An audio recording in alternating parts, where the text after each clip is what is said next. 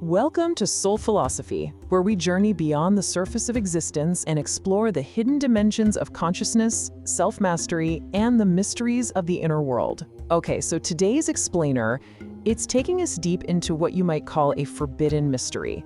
We're going on a journey right into the ancient mechanics of reality itself. We're going to look at the third eye, but not as some fantasy myth. No, we're looking at it as the literal master architect of your life. So, steady your mind and let's dive in. You know, beneath the surface of basically every ancient mystery tradition out there, there's this really profound truth. It's something whispered by mystics and philosophers in these forgotten, shadow-draped temples. See, we usually think the world moves first, right? And our minds just kind of follow along and react to it.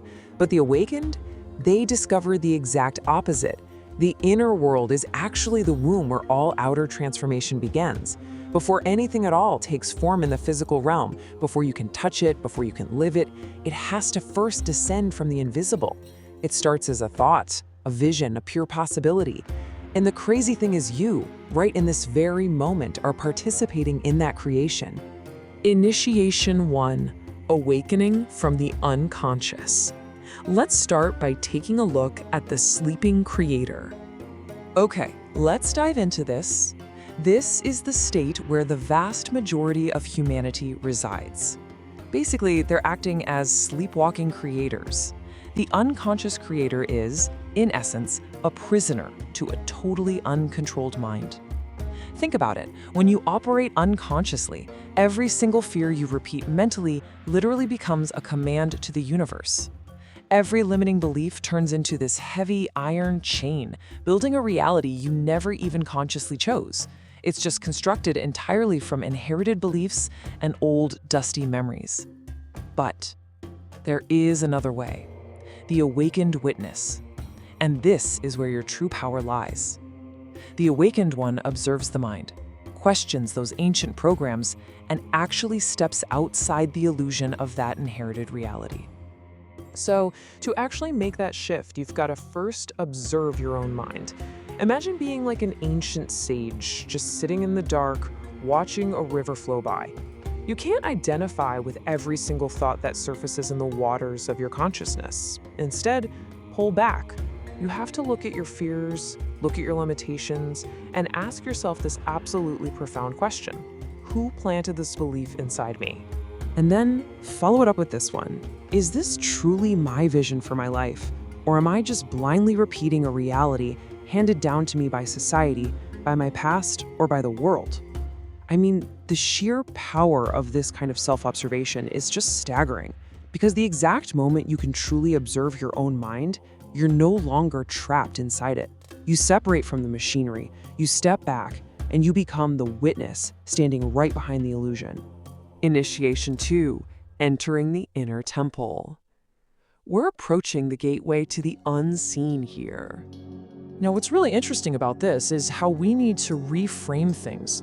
I want you to imagine completely stripping away all those chaotic distractions of the external world and just stepping into an ancient hidden chamber of complete stillness and silence. We're completely reframing this ancient symbol, getting rid of all those fantasy cliches. It's actually fascinating that ancient cultures, and even philosophers like Descartes, viewed the center of the brain, the pineal gland, as the literal seat of the soul. They saw it as a focal point where the immaterial mind actually interfaces with the physical body. So the third eye, it's a profound psychological and spiritual mechanism.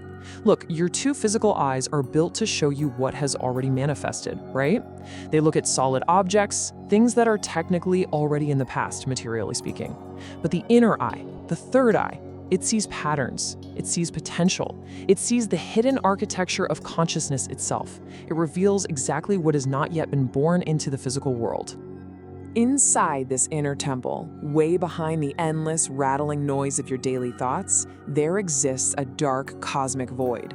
But listen, this darkness, it's not emptiness, not at all.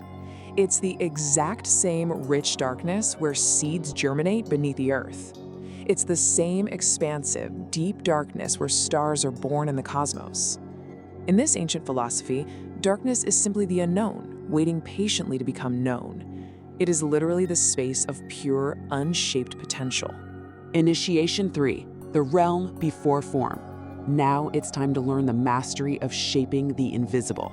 So in this forbidden art of creation, you enter the unseen, you shape the invisible, and then you embody the transformation. But honestly, there is a massive secret to this whole process. The third eye does not open just because you want it to. When you plant the image of your desired reality into that dark void of your mind, you absolutely cannot imagine it like someone who's desperately wishing for something they lack. Wishing just reinforces absence. Actually, scratch that, it guarantees absence. Instead, you have to shape the invisible like someone remembering something that already exists. And how exactly do you do that? Well, the subconscious mind doesn't speak English or Spanish or any spoken language. It speaks the ancient language of images, of emotions, and of repetition. You have to immerse yourself completely. See yourself inside that reality. Look through the eyes of that future version of you. Feel the physical environment around you. Feel your very presence in that space. Feel your new identity.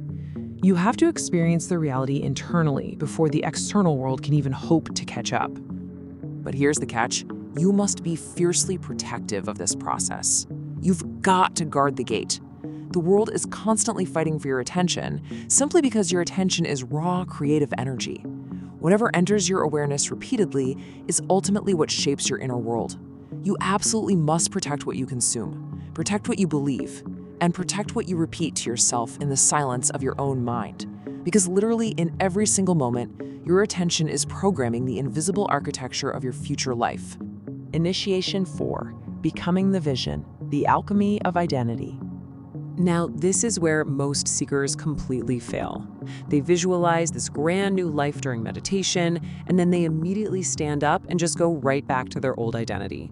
But the old self cannot possibly carry a new reality. It's just not built for it.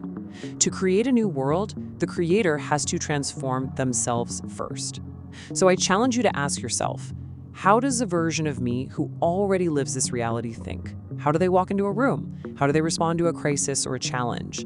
And maybe most importantly, what old comfortable habits do they absolutely refuse to return to?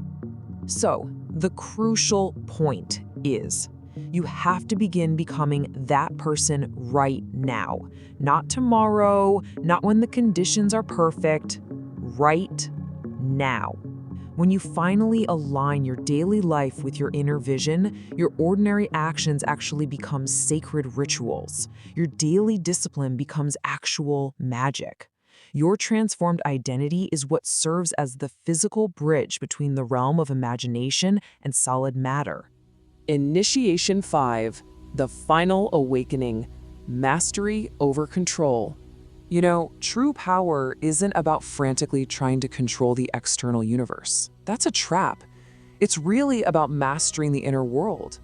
A conscious creator aligns with a vision, takes purposeful action, and then, this is key, releases their desperate attachment to the outcome.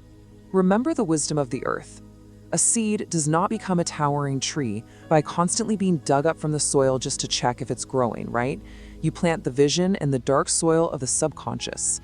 You nurture it with your daily alignment and your new identity, and then you just have to trust the process. And this brilliantly illustrates the ultimate truth of the third eye. It isn't some escape from reality. It is the ability to see deeper into the actual mechanics of it. It's the awakening of an inner vision where your thoughts, your emotions, your beliefs, and your actions finally move together as one unified force. You wake up to the fact that you aren't merely a character suffering the whims of the story. You are also the author. You're holding the pen. So, enter the silence, face the darkness, create the vision, and become the vision.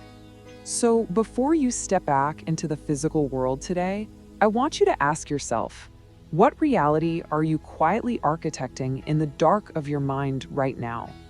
If this journey awakens something within you, subscribe to Soul Philosophy and continue exploring the mysteries of consciousness, reality, and the self.